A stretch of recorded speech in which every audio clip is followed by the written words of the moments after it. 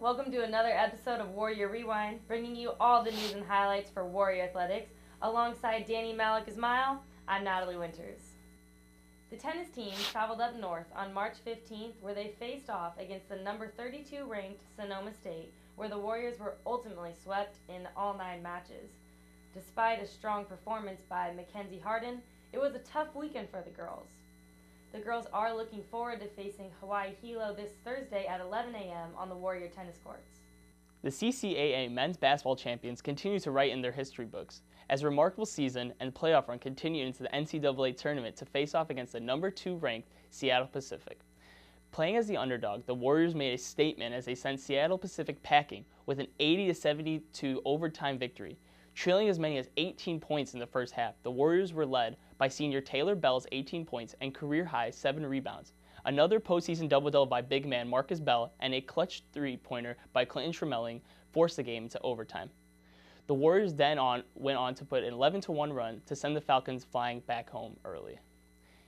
Being down 18, the Warriors really came together, Natalie, and hit a lot of clutch shots down the stretch to force the game into overtime. They did, Danny, and the Warriors seem to have grown fond of overtime wins as they stole another victory to defeat the Cal State Pomona Broncos and advance to the NCAA Division II Western Regional Championships.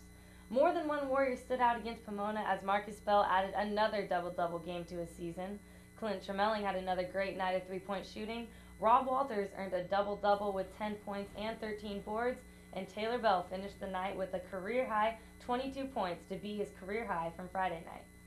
The number 22 ranked Cal Poly Pomona Broncos took the trip back home after suffering the 75-69 loss dealt to them by the Warriors. But heartbreak came for the Warriors in the final game. Although the Warriors led by as much as 18 points and never gave Chico State the lead, the game did not end in their favor. Taylor Bell had a third incredible game as he scored 15 points to give himself 55 points for the weekend. Chico State took their only lead of the game with only 4 seconds left on the clock, and that's how it ended.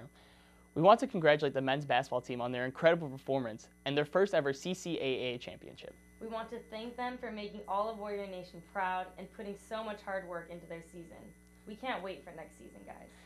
Can't wait for next season, actually. The Warriors have been playing really hard this season, got us to the NCAA tournament, and hopefully, next year they can bring us farther into the tournament as well. A lot of players coming back. We do. We have a lot to look forward to, and there's definitely some guys to watch out for. While the basketball team was busy in their NCAA tournament, the indoor track team headed to nationals in North Carolina, and the rest of the track team headed to Davis for an invitational. Check out the results with Leah.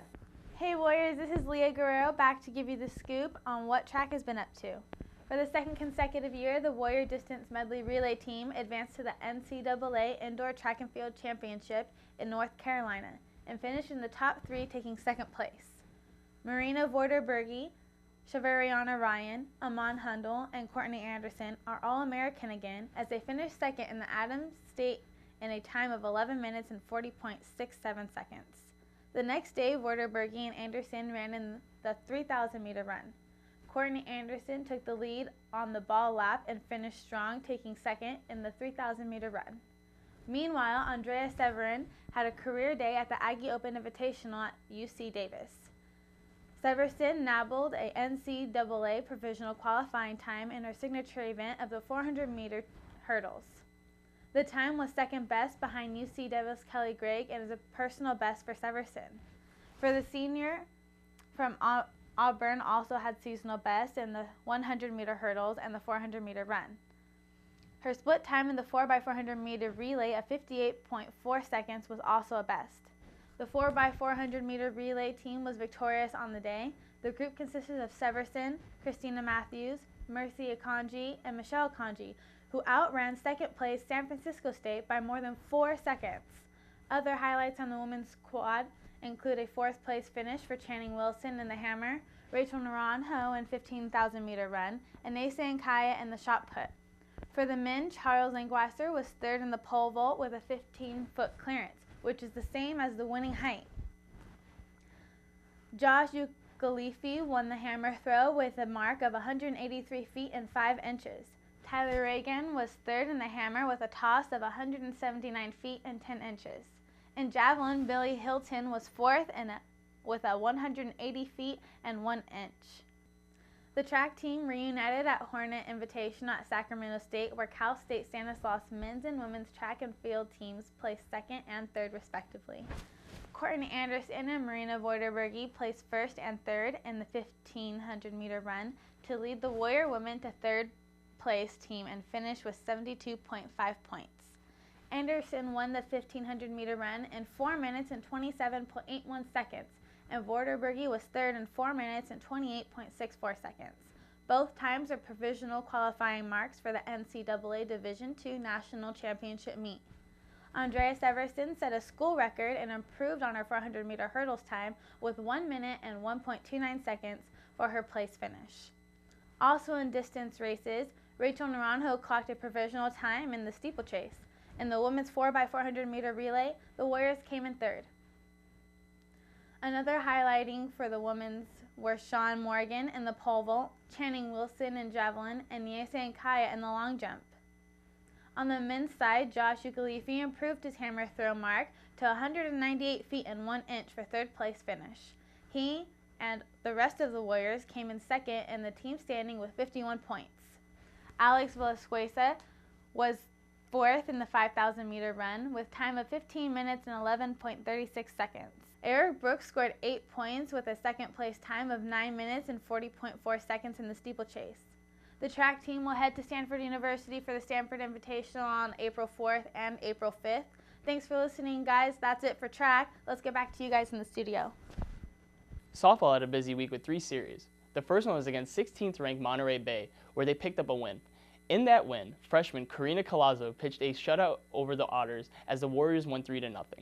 Brianna Nicholson drove in 2 of those runs, and a single with our own Natalie Winters here drove in the 3rd run with a grounder in the 4th inning. Sadly, softball had 2 back-to-back tough series against San Francisco State and Sonoma State, where they were unable to pick up the wins.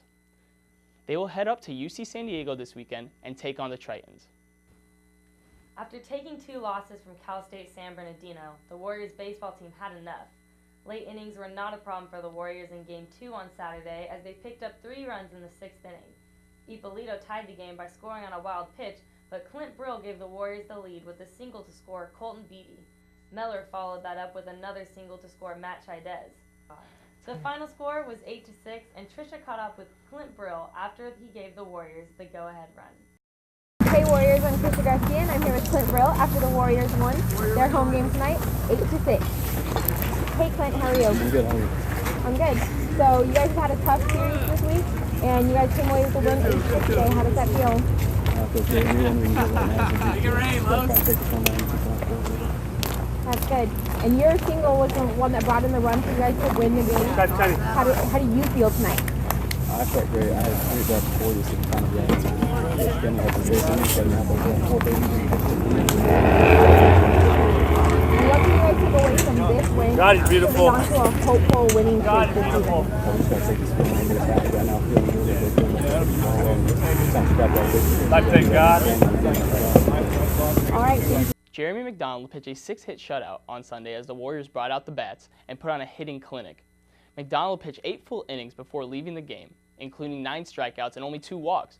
While 9 of 10 Warriors earned a hit, Skippy Ferreira went 4 for 6 with 3 RBIs. While San Bernardino was hoping for mercy, the final score was 15-0. Andrew County caught up with McDonald and Ferreira after the Warriors laser show. I'm Andrew County. We're here with Wilbury Rewind with Skippy Ferreira and Jeremy McDonald. Jeremy, you pitched through 8 innings today. How'd you feel? I woke up, kind of hurt a little bit, went to bed, got a shower, got some tea, and I just went out there and tried to throw strikes all day. Even if I didn't have my best stuff, I just plenty of pounds on, get through the game. How does it wear in your mind going through each inning and you're thinking, we got some scores, how do I continue this streak? Stay pitch of the league, keep the same thing, keep my composure, stay slow through the entire thing, and just do your thing. Skippy, you went 3 for 6, 2 RBIs today. How do you feel? Good. I feel good. I just try to stick to my approach and keep everything simple. Worked out. Through each hit being the clutch hitter, is that way in your mind? Like, how's the rest of the team looking at you? No, I just have to do my job. I know everyone else is just trying to do their best, so just try to go out there and help out the team. This question for both of you guys. For going 2-game winning streak, how do you guys push through using this momentum to get through next week's series? I mean, just with a game like that, keep the momentum up all day. Just try to win next week. We got it. Just have a tough series next week, so we just have to keep it going, keep it rolling. All right. Thank you guys for being with us today. Thank you. Back to you guys in the studio. Although that impressive win snapped a Sunday losing streak for the Warriors, they were unable to come away with a win against Chico State. Although they played a close game on Friday, the Warriors were ultimately swept by the Wildcats. They will be home again this weekend as they take on the Academy of Art on Friday at 6 p.m. and again on Saturday for a doubleheader that is scheduled to start at 2 p.m. And with Warrior Rewind, I'm Danny Malik Ismail. And I'm Natalie Winters. Have a good one, Warrior fans.